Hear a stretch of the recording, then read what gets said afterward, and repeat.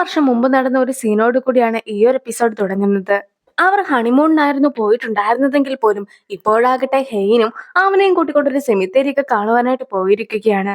മൗണ്ടന്റെ മുകളിലൊക്കെ ആണല്ലോ സാധാരണയായിട്ട് ഡെഡ് ബോഡീസ് ഒക്കെ അടക്കാറുള്ളത്. പക്ഷെ അതിൽ നിന്നും വ്യത്യസ്തമായിട്ട് ഇതുപോലെയുള്ള സ്ഥലങ്ങളിലൊക്കെ ഡെഡ് ബോഡീസ് അടക്കുകയാണെങ്കിൽ അതായിരിക്കും കൂടുതൽ നല്ലതെന്നാണ് അവൾ പറയുന്നത്. ഒരു പ്രായം ചെന്ന വ്യക്തിയൊക്കെ വൈഫിനെ കാണുവാനായിട്ട് എത്തിയിരിക്കുന്നതൊക്കെ അവളും കാണുകയാണ്. പക്ഷെ ഹിനുവോ നോക്കുമ്പോഴത്തേക്കും അവിടെ ആരും തന്നെ ഉണ്ടായിരുന്നില്ല. ഈ ഒരു സീനൊക്കെ ശരിക്കും പ്രാധാന്യമുള്ളത് ഡ്രാമ തീരുന്ന സമയത്താണ്. എല്ലാ ദിവസവും മരിച്ച വൈഫിനെ കാണുവാനായിട്ട് പൂക്കളുമായിട്ട് വരുന്ന ഹസ്ബൻഡിനെയൊക്കെ നീ സിനിമയിലൊക്കെ കണ്ടിട്ടില്ലേ? അതുപോലത്തെ ഒരാളായിരുന്നു അതേന്ന് ഹെയ്നു ഹിനുവിനോട് പറയുന്നു. ഞാൻ എന്തായാലും അങ്ങനെ ഒരാളായിരിക്കുകയില്ല. നീ മരിക്കുന്നതിന്റെ പിറ്റേ ദിവസം തന്നെ നിന്റെ ഒപ്പം മടങ്ങി വരുവാനായിട്ടും ഞാൻ തയ്യാറാണെന്നൊക്കെ ഹിനുവും അവളോട് പറയുന്നു. പിന്നീട് അവർ ഒന്നിച്ചുള്ള ഒരുപാട് നിമിഷങ്ങളൊക്കെ കാണിക്കുകയാണ്. ഈ ഒരു നിമിഷങ്ങളിലെല്ലാം തന്നെ നീ എന്റെ ഒപ്പം ഉണ്ടായിരുന്നത് കൊണ്ട് തന്നെ എനിക്കും വേദനകളൊക്കെ കുറഞ്ഞു കിട്ടിയിട്ടുണ്ടായിരുന്നു. നമ്മുടെ ഫ്യൂച്ചർ എന്താണെന്നൊന്നും നമുക്ക് അറിയുകയില്ലെങ്കിൽ പോലും ഈ ഒരു മെമ്മറീസ് എല്ലാമാണ് നമ്മളെ മുന്നോട്ട് നയിക്കുന്നതെന്നൊക്കെ പറഞ്ഞ് ആ ഒരു സീനൊക്കെ കട്ടായതിനു ശേഷം ഇപ്പോൾ ഹെയ്നെ ഹിനുവിനെയും കാണിക്കുകയാണ്. ഹെയ്ന്റെ സർജറി ഒക്കെ ചെയ്ത് കഴിയുമ്പോഴത്തേക്കും ഹെയ്ന് ഓർമ്മകൾ നഷ്ടപ്പെടുമെന്ന കാര്യമൊക്കെ ഹ്യുനുവോ പറയുമ്പോഴാകട്ടെ ഈ ഒരു സർജറി ഒന്നും തനിക്ക് ആവശ്യമില്ല എന്നും സർജറി ഒക്കെ നടക്കുവാനായിട്ട് പോയതെല്ലാം തന്നെ ഒരു സ്വപ്നമായിട്ട് കണ്ടോളാമെന്നും പറഞ്ഞ് ഹെയ്നും അവിടെ നിന്ന് പോകുവാനായിട്ടൊക്കെ നോക്കുന്നു. നീ ജീവിച്ചിരിക്കുക മാത്രമാണ് ചെയ്യേണ്ടത്, ദയവ് ചെയ്ത് ജീവിച്ചിരിക്കാമോ എന്നൊക്കെ അവൻ കരഞ്ഞുകൊണ്ട് അവളോട് പറയുന്നുണ്ടെങ്കിലും അവളും അതൊന്നും കേൾക്കുവാനായിട്ട് പോലും തയ്യാറായിരുന്നില്ല. ബ്രോക്കറുടെ ഡെഡ് ബോഡിയൊക്കെ കിട്ടിയ സ്ഥലത്ത് നിന്നും പോലീസിനും കുറച്ച് തെളിവുകളൊക്കെ കിട്ടുന്നു. ഉൺസിംഗ് ജർമ്മനിയിലേക്ക് പോകുന്നതിന് മുമ്പായിട്ട് തന്നെ ഉൺസിംഗിനെ അമ്മ കണ്ടിട്ടൊക്കെ ഉണ്ടായിരുന്നു. ഈ ഒരു സമയത്ത് സ്യൂൽഹിയും അവനോട് മരിക്കാൻ പോകുന്ന ഒരു പെണ്ണിന്റെ പിറകെ എന്തിനാണ് നീ പോകുന്നത്? ഹെയ്നും ജർമ്മനിയിലല്ലേ ഉള്ളത്, അവളുടെ ഒപ്പം ഹിനുവും ഉണ്ട്. നിന്റെ ഒരു ആവശ്യവും അവർക്ക് ഇല്ല എന്നൊക്കെ അവനോട് പറയുന്നുണ്ടെങ്കിൽ പോലും അവൾ മരിക്കുവാനായിട്ടൊന്നും പോകുകയല്ല. ഈ ഒരു സർജറി ഒക്കെ കഴിയുമ്പോഴത്തേക്കും അവളുടെ മോശപ്പെട്ട എല്ലാ ഓർമ്മകളും നഷ്ടപ്പെടുന്നതായിരിക്കും. എനിക്കും മറ്റൊരു അവസരം അതിൽ നിന്ന് ലഭിക്കും. ഞങ്ങളും പുതിയൊരു ജീവിതമൊക്കെ തുടങ്ങാനായിട്ട് പോകുകയാണെന്ന് ഊൺസിംഗും അമ്മയോട് പറയുന്നു. എന്റെ അങ്കിളും കമ്പനിയൊക്കെ വീണ്ടെടുക്കാനുള്ള ശ്രമത്തിലാണ്. ഈ ഒരു സമയത്ത് നീ എന്റെ കൂടെ വേണമെന്നൊക്കെ അമ്മ പറയുന്നുണ്ടെങ്കിൽ പോലും ഇപ്പോൾ ഹെയ്നാണ് ഏറ്റവും ഇമ്പോർട്ടന്റ് എന്നുള്ള രീതിയിലാണ് അവനും മുന്നോട്ടൊക്കെ പോകുന്നത്.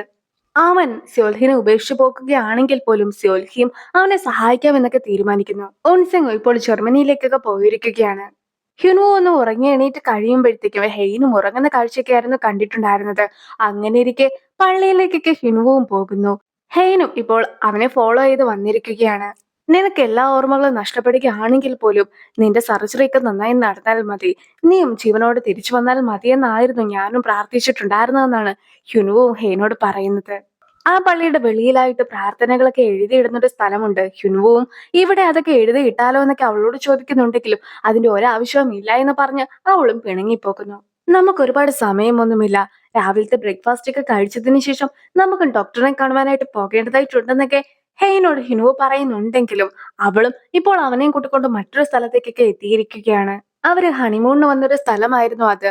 അതിന്റെ അടുത്തായിട്ടൊരു ബാറൊക്കെ ഉണ്ടായിരുന്നു.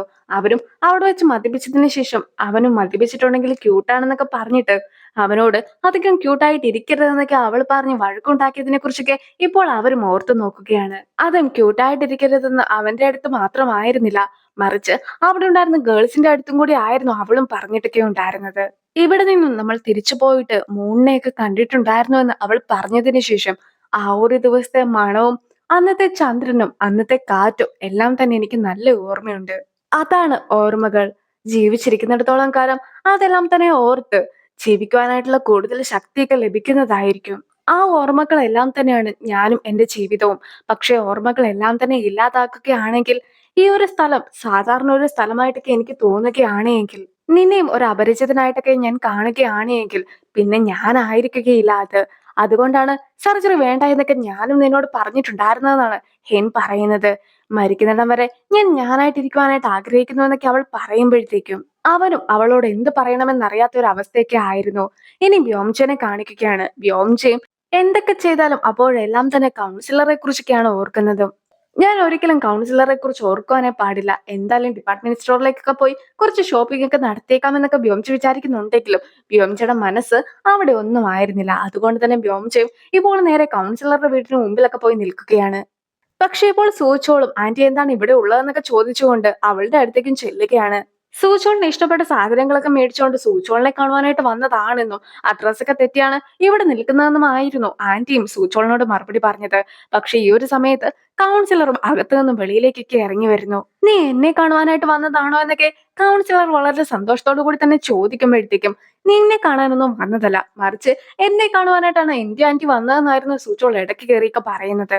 നമുക്കൊരു ഗ്ലാസ് ടീ ഒക്കെ കുടിച്ചാലോ എന്നൊക്കെ അയാൾ ചോദിക്കുന്ന സമയത്താകട്ടെ ആന്റിക്കും ടീയൊക്കെ കുടിച്ചാൽ കൊള്ളാമെന്നുണ്ടായിരുന്നു. പക്ഷെ സൂചോളും അതൊന്നും സമ്മതിക്കാതെ ആന്റിനെ പറഞ്ഞു വിടുവാനായിട്ടൊക്കെ നോക്കുന്നു. ഈ ഒരു സമയത്ത് ആന്റിയും അതൊക്കെ തന്നെ എതിർത്തുകൊണ്ട് അയാളുടെ കൂടെ ഒന്നിച്ചിരുന്ന് ടീയൊക്കെ കുടിക്കുകയാണ്. ആന്റിക്ക് വേണ്ടി ബേക്ക് ചെയ്ത് വെച്ചിട്ടുണ്ടായിരുന്ന ഫുഡെല്ലാം തന്നെ അയാളും ഇപ്പോൾ നൽകുകയാണ്. അങ്ങനെ ആന്റിയും അതൊക്കെ കഴിച്ചുകൊണ്ടിരിക്കുന്ന സമയത്താകട്ടെ കൗൺസിലർ അധികം കാര്യങ്ങളൊന്നും ചെയ്യാറില്ലല്ലോ, കുറഞ്ഞ കാര്യങ്ങളൊക്കെ ചെയ്ത് ഹാപ്പി ആയിട്ട് ജീവിക്കുന്ന ഒരാളാണല്ലോ. പിന്നെ കൗൺസിലർക്ക് ഇഷ്ടമുള്ള എന്തൊക്കെ കാര്യങ്ങളാണ് ഉള്ളതെന്നൊക്കെ കൗൺസിലറുടെ അടുത്തും സൂചോൾ ചോദിച്ചു മനസ്സിലാക്കുന്നു. അദ്ദേഹത്തിനും പാട്ടൊക്കെ കേൾക്കുന്നതും ബുക്കൊക്കെ വായിക്കുന്നതുമായിരുന്നു ഏറ്റവും ഇഷ്ടമുള്ള കാര്യം.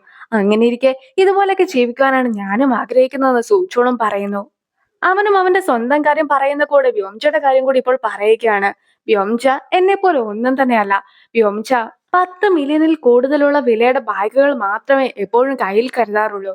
വ്യോംചയുടെ കയ്യിലുള്ള ഒരു മോതിരമൊക്കെ വിൽക്കുകയാണെങ്കിൽ ഒരു അപ്പാർട്ട്മെന്റ് തന്നെ വാങ്ങുവാനായിട്ട് സാധിക്കും. വ്യോംചയുടെ കയ്യിൽ കിടക്കുന്ന ഈ ഒരു വാച്ചിനൊക്കെ 200 മില്യൺ ആണ് തുകയായിട്ടുള്ളതെന്നൊക്കെ അവൻ പറയുമ്പോഴത്തേക്കും കൂടുതലായിട്ടൊക്കെ കൗൺസിലർ പേടിക്കാതിരിക്കുവാനായിട്ട് വ്യോംചയും അവനോട് മിണ്ടാതിരിക്കുവാനായിട്ടൊക്കെ പറയുന്നു. ആരാ നിന്നോട് പറഞ്ഞത് എനിക്ക് ഇതുപോലത്തെ ലൈഫാണ് ഏറ്റവും ഇഷ്ടമെന്ന്? അങ്ങനെയൊന്നും ഇല്ല. എനിക്ക് നീ പറഞ്ഞ രീതിയിലുള്ള ലൈഫും ഒരുപാട് ഇഷ്ടമാണ്. ഫുഡൊക്കെ ബേക്ക് ചെയ്ത് അതും കഴിച്ചുകൊണ്ട് പാട്ടൊക്കെ കേൾക്കുന്നതും ബുക്കൊക്കെ വായിക്കുന്നതും ലോകത്ത് നടക്കുന്ന ഓരോ കാര്യങ്ങളും എന്താണെന്ന് പോലും അന്വേഷിക്കാതിരിക്കുന്നതും എല്ലാം തന്നെ എനിക്ക് വളരെ സന്തോഷം നൽകുന്ന കാര്യങ്ങളാണെന്നാണ് വ്യോംചയും പറയുന്നത്. സൂചോളും പെട്ടെന്നൊരു കോളൊക്കെ വന്ന് വീട്ടിലേക്ക് പോവുകയാണ്. വ്യോംചയും പോകുവാനായിട്ട് തുടങ്ങുമ്പോഴത്തേക്കും നീ ഇനിയും വീട്ടിൽ വരണം, ഞാൻ ഇതുപോലെ ഫുഡൊക്കെ നിനക്ക് ബേക്കും ചെയ്ത് തരാമെന്ന് കൗൺസിലർ പറയുമ്പോഴത്തേക്കും ഒരുപാട് സന്തോഷത്തോടു കൂടി തന്നെ വ്യോംചയും അവിടെ നിന്നും പോകുന്നു. ഹെയ്ന് തിരിച്ച് വീട്ടിലേക്കൊക്കെ പോകുവാനായിട്ടായിരുന്നു ആഗ്രഹമെങ്കിൽ പോലും പ്രൊഫസർ നിനക്ക് വേണ്ടി കാത്തു നിൽപ്പുണ്ട്, മാത്രമല്ല വീട്ടിലുള്ള ആളുകളും നിന്നെ വീഡിയോ കോൾ ചെയ്യുവാനായിട്ട് കാത്തിരിക്കുകയാണെന്നുള്ള കാര്യമൊക്കെ ഹ്യുനുവും ഹെയ്നോട് പറയുന്നു.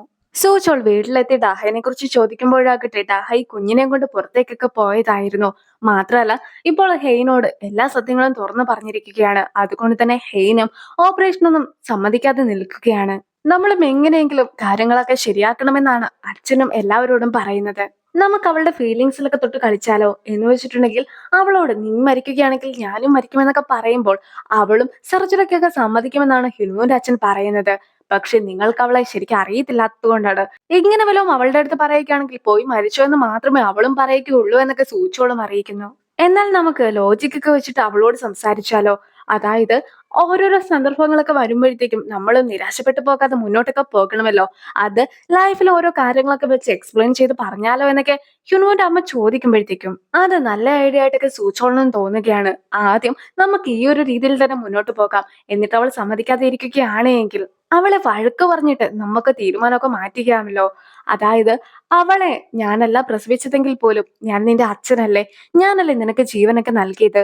അങ്ങനെയിരിക്കെ നീ ഈ ഒരു സർജറിക്കൊക്കെ സമ്മതിച്ച് നിന്റെ ജീവൻ തിരിച്ചു പിടിക്കുകയാണ് ചെയ്യേണ്ടത്, അല്ലാതെ മരിക്കുവാനായിട്ട് നോക്കുകയല്ല എന്നൊക്കെ പറഞ്ഞ് അച്ഛൻ നല്ല രീതിയിൽ വഴക്ക് പറയുവാനായിട്ടൊക്കെയാണ് സൂചോളം ആവശ്യപ്പെടുന്നത്. അതും കൂടി കേട്ടിട്ട് അവൾ ഒന്നും തന്നെ പറഞ്ഞില്ലെങ്കിൽ നമുക്ക് എല്ലാവർക്കും കൂടി ഒന്നിച്ച് മരിക്കാമെന്ന് കൂടി അവസാനമായിട്ട് പറയണമെന്നൊക്കെ സൂചോൾ പറഞ്ഞതിന് ശേഷം ഇപ്പോൾ എല്ലാവരും തന്നെ വീഡിയോ കോളും ചെയ്യുകയാണ്. അമ്മയും ലോജിക്കലായിട്ടൊക്കെ മുന്നോട്ട് പോകാമെന്ന് പറഞ്ഞിട്ടുണ്ടായിരുന്നെങ്കിലും ഇപ്പോൾ ഹെയ്നെ കണ്ടു കഴിയുമ്പോഴത്തേക്കും അമ്മയ്ക്കും കരച്ചിലൊന്നും നിയന്ത്രിക്കുവാനായിട്ട് സാധിക്കുന്നുണ്ടായിരുന്നില്ല. അതുകൊണ്ട് തന്നെ നിങ്ങൾ ആരെങ്കിലും അവളോട് സംസാരിക്കുവാനൊക്കെ പറയുന്നു. ആന്റിയും ഇപ്പോൾ ഹെയ്നോട് സംസാരിക്കുകയാണ്. നീ നല്ലൊരു രീതിയിൽ മാത്രമേ ഇതിനെ കാണാവൂ. നീ നിന്റെ നല്ല ഓർമ്മകൾ മാത്രമല്ല മോശപ്പെട്ട ഓർമ്മകളും ഇല്ലാതാക്കുകയാണ്. ജീവിതത്തിലുള്ള മോശപ്പെട്ട മെമ്മറീസ് എല്ലാം തന്നെ ഇല്ലാതാക്കുവാനാണ് ഞാനും കഷ്ടപ്പെട്ട് മദ്യമൊക്കെ കുടിച്ചിട്ടുണ്ടായിരുന്നത്. പക്ഷെ പിറ്റേ ദിവസമൊക്കെ ആക്കുമ്പോഴത്തേക്കും വീണ്ടും ആ ഒരു ഓർമ്മകളൊക്കെ എന്റെ ഉള്ളിലേക്ക് വരും. അങ്ങനെ വെച്ച് നോക്കുമ്പോഴത്തേക്കും നിനക്കിപ്പോൾ വലിയൊരു സൗഭാഗ്യമാണ് വന്നിട്ടുള്ളത്. നീ എന്തായാലും സർജറിക്കൊക്കെ സമ്മതിക്കണമെന്ന് ആന്റി പറഞ്ഞ് കഴിയുമ്പോഴത്തേക്കും അച്ഛനും ഹ്യുനുവിനോട് ഞാനായിരുന്നു നിന്റെ ഓർമ്മകൾ നഷ്ടപ്പെടുന്ന കാര്യമൊന്നും മുൻകൂട്ടി പറയേണ്ടെന്ന് പറഞ്ഞത്. നീ ഒരിക്കലും ഹിനുവിന്റെ അടുത്ത് ദേഷ്യപ്പെടരുത്. നീ എങ്ങാനും സർജറിക്ക് സമ്മതിച്ചില്ലെങ്കിലോ എന്ന് വിചാരിച്ച് മാത്രമായിരുന്നു ഞാൻ അതൊക്കെ പറഞ്ഞിട്ടുണ്ടായിരുന്നതെന്നൊക്കെ അച്ഛൻ പറയുമ്പോഴത്തേക്കും അച്ഛന്റെ സ്ഥാനത്ത് ഞാനായിരുന്നെങ്കിലും ഇങ്ങനെയായിരിക്കും പെരുമാറുക എന്നൊക്കെയാണ് ഹെയ്നും അറിയിക്കുന്നത്. നിനക്കറിയുമോ, പാതിരാത്രി ഉറക്കളച്ചിരുന്ന് 100ഓളം ഹോസ്പിറ്റലിലേക്കൊക്കെ ആയിരുന്നു ഹിനുവും മെയിലൊക്കെ അയച്ചിട്ടുണ്ടായിരുന്നത്. അതെല്ലാം തന്നെ US ലും യൂറോപ്പിലുമൊക്കെ ഉള്ള ഹോസ്പിറ്റലുകളായിരുന്നു. നിന്നെ രക്ഷിക്കണമെന്നത് മാത്രമായിരുന്നു അവന്റെ ദൗത്യം. അങ്ങനെ അവൻ ഒരുപാട് കഷ്ടപ്പെട്ടതിന് ശേഷമാണ് ഈ ഒരു ഹോസ്പിറ്റലൊക്കെ കണ്ടെത്തിയത്. അതുകൊണ്ട് തന്നെ അവന്റെ കഷ്ടപ്പാടൊന്നും തന്നെ നീ ഇല്ലാതാക്കരുതെന്നും കൂടി അച്ഛൻ പറയുന്നു. ഇപ്പോൾ എനിക്ക് നിങ്ങളുടെയൊക്കെ ഒപ്പമുള്ള ഒരുപാട് സന്തോഷകരമായിട്ടുള്ള നിമിഷങ്ങളൊക്കെ ഉണ്ട്. പക്ഷേ സർജറി ഒക്കെ കഴിഞ്ഞിട്ടുണ്ടെങ്കിൽ നിങ്ങളെ ആരെയും എനിക്ക് തിരിച്ചറിയുവാൻ പോലും സാധിക്കുകയില്ലല്ലോ എന്നൊക്കെ ഹെയ്ൻ പറഞ്ഞ് കരയുമ്പോഴത്തേക്കും അവരും പെട്ടെന്ന് തന്നെ ഫോണൊക്കെ മാറ്റി വെക്കുന്നു. യഥാർത്ഥത്തിൽ അവർ കോളൊക്കെ ഓഫാക്കിയെന്ന് വിചാരിക്കുന്നുണ്ടെങ്കിലും അതൊന്നും ഓഫായിട്ടുണ്ടായിരുന്നില്ല. അവളും ഒരു മറുപടിയൊന്നും പറഞ്ഞില്ലല്ലോ. എന്തായാലും അവളുടെ കാര്യം ഓർക്കുമ്പോൾ എനിക്ക് ഒരുപാട് വിഷമമൊക്കെ തോന്നുന്നു. എങ്ങനെയെങ്കിലും അവളെ സർജറിക്കൊന്ന് സമ്മതിച്ചാൽ മതിയായിരുന്നു എന്നൊക്കെ പലരും സംസാരിക്കുന്നതും അതുപോലെ തന്നെ ഒന്നിച്ച് എല്ലാവരും കൂടി ഇരുന്ന് കരയുന്നതും എല്ലാം തന്നെ അവളും കേൾക്കുകയാണ്. അതൊക്കെ കേൾക്കുമ്പോൾ അവൾക്കും കൂടുതലായിട്ടൊക്കെ വിഷമമാകുന്നു. ആ ഒരു സീനോട് കൂടി ഈ ഒരു വീഡിയോ അവസാനിക്കുകയാണ്. അടുത്തൊരു വീഡിയോ ആയിട്ട് ഇത്രയും വേഗം കാണാം. ബൈ.